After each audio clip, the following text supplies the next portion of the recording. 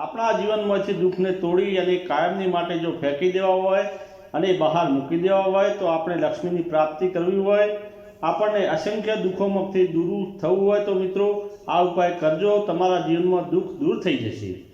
નમસ્કાર મિત્રો, તમારું સ્વાગત છે આપણા સૌની મનપસંદ ચેનલ એટલે કે અંતરની વાણીમાં એક નવા વિષય સાથે। પ્રિય મિત્રો, જો ચેનલ પર નવા આવ્યા હો તો ચેનલને એક લાઈક કરી તમારા મિત્રોમાં શેર કરી દેજો અને કોમેન્ટ બોક્સમાં જય હનુમાનજી મહારાજ અવશ્ય લખી દેજો। તો મિત્રો, એ ઉપાય છે કે શનિવાર અને મંગળવારના દિવસે હનુમાનજીને પ્રસન્ન કરવા આવે તો મિત્રો આપણે બેડો પાર થઈ જાય છે। દાદાને આપણને પ્રસન્ન કરીએ, કારણ કે તે ધનનો ભંડાર છે, બુદ્ધિનો ભંડાર છે, અતુલ્ય ધામા છે, અરે વિદ્યાના પણ દાતા છે। એવા હનુમાનજીને જો આપણે પ્રસન્ન કરવા હોય, પણ હનુમાનજીને પ્રસન્ન કરતાં પહેલાં આપણે શ્રીરામને યાદ કરવા જોઈએ। હનુમાનજી કહે છે કે જ્યારે રામને યાદ કરી અને મને કોઈ પણ કામ સોંપો છો ત્યારે એ કામ હું સેકન્ડમાં પણ થવા દેતો નથી। પણ સાંભળજો, આ વિડીયોના અનુરીક્ષિત આપણે જો જીવનને જીવશું અને આ જ પ્રમાણે 11 મંગળવાર કે 11 શનિવાર તમે આટલું કરી લેશો તો તમારા જીવનમાં જો પતિ પત્ની વચ્ચેનો તણાવ હશે તો દુઃખ હશે એ પણ દૂર થશે। જો તમારા બાળકો વિદ્યામાં પ્રોબ્લેમ હશે તો એ પણ દૂર થશે। તમે જો કોઈ પણ જગ્યાએ આપણને ઇન્ટરવ્યૂ આપવા જઈએ અને તેમાં પાસ ન થતા હો તો આ કાર્ય કરવાથી તમે પાસ થશો, તમને નોકરી પ્રાપ્ત થઈ જશે। તો ઉપાય શું છે, શું કરવું જોઈએ તો તમને ફળની પ્રાપ્તિ થાય? બધા જ માણસો બધું જ કરવું જોઈએ, પણ જલ્દીથી કૃપા ફળ મળી જાય એવું કોઈ બનતું પણ નથી, તકલીફ પડે એવું નહીં, તો તેમને એમ તો કંઈ ન મળે ખરું। વાલા મિત્રો, બધાને શોર્ટકટ જ અપનાવો છે, પણ શનિવાર અને મંગળવારે આ પ્રમાણે કરવામાં આવશે તો અવશ્ય તમારા દુઃખને દૂર કષ્ટભંજન કરશે। બહુ મોટી વસ્તુ નથી મિત્રો, આપણા ઘરમાં વપરાતી વસ્તુ જ તમારે લેવાની છે। મિત્રો, તમારે 11 લવિંગ લેવાના છે। મિત્રો, લવિંગની લઈને શું કરવું તો 11 લવિંગ લઈને રાત્રિ 9 થી 12ના સમયમાં આસપાસમાં જ્યાં પણ હનુમાનજીનું મંદિર હોય ત્યાં પહોંચી જવાનું। જો હનુમાનજીનું મંદિર ન હોય તો સરસ મજાનું ઘરે પણ હનુમાનજીના મંદિરની એક છબી લાવી અને બિરાજમાન કરી દેવી। 11 મંગળવાર અને 11 શનિવાર આ કાર્ય કરશો તો તમે તેવી તમારી ઉપરથી ગમે તેવું તમારું દુઃખ અને ગમે તેવી તમારી કોઈ પણ અટકતી સંપત્તિ જો દાવો કર્યા હશે તો પણ એમાંથી કષ્ટભંજન દૂર કરી દેશે। તો 11 લવિંગના દાણા લઈ અને 11 અડદના દાણા લઈ 100 ગ્રામ સરસવાનું તેલ મળે તો ઠીક, નહીંતર આપણે જે ખાઈએ છીએ એ આપણા ઘરમાં વપરાતું તેલ લઈ લો છો। અને જો ચમેલીનું તેલ મળે તો ઉત્તમ છે। એમાં ચપટી સિંદૂર નાખી ભગવાન હનુમાનજી દાદા ઉપર જમણા પગમાં ભગવાન હનુમાનજીને અભિષેક કરવો। ત્યારબાદ 2 આંખો બંધ કરીને ભગવાન રામજીનું સ્મરણ કરી અને 1 લવિંગ હાથમાં રાખવો અને 1 અડદનો દાણો હાથમાં રાખવો। એ યાદ રાખજો, લવિંગ અને અડદના દાણાને હાથમાં રાખી આખી હનુમાન ચાલીસા બોલવાની અને ભગવાનને અર્પણ કરવાનો છે। 1 લવિંગ અને 1 અડદનો દાણો અર્પણ કરવો।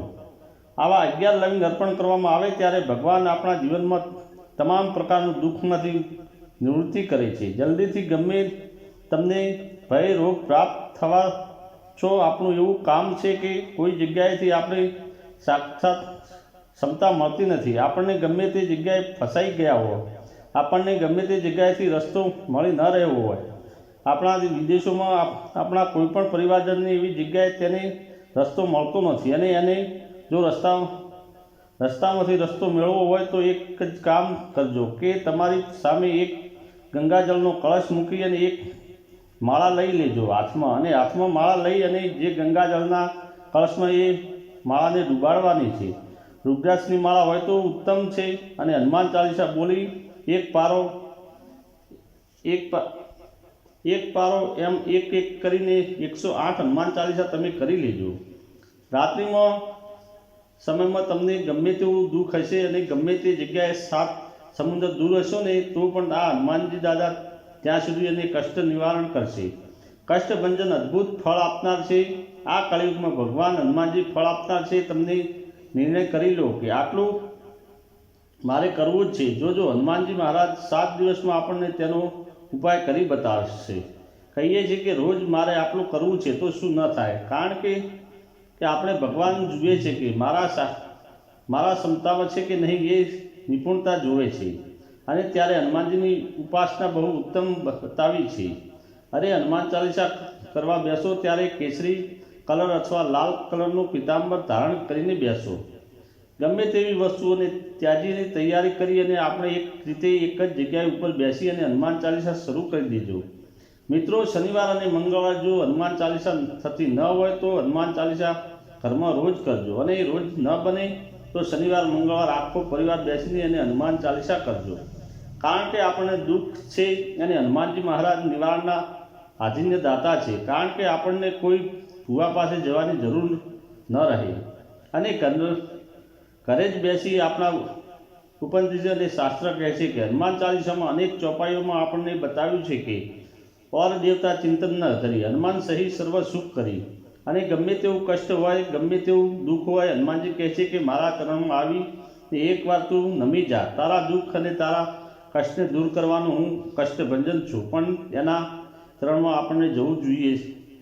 ઊંધા ભટકવાની આપણે કોઈ જરૂર નથી, કારણ કે હનુમાનજીના હાથથી જ બધું દૂર થઈ જાય છે। આ કળિયુગમાં અજર અમર ભગવાન હનુમાનજી છે, અને હનુમાનજી અને રામજીએ તેમને પ્રસન્ન કરી લો અને પછી હનુમાનજીની એક હનુમાન ચાલીસા કરો, 1000 હનુમાન ચાલીસા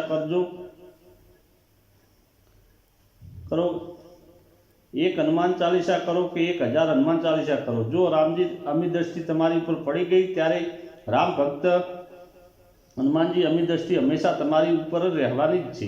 બીજું કે બ્રહ્મચાર્ય પણ જીવનનું હોવું જોઈએ। પરસ્ત્રીની નિંદા ન કરવી, પરસ્ત્રી સામે જોવું નહીં, ખરાબ દ્રષ્ટિ રાખવી નહીં।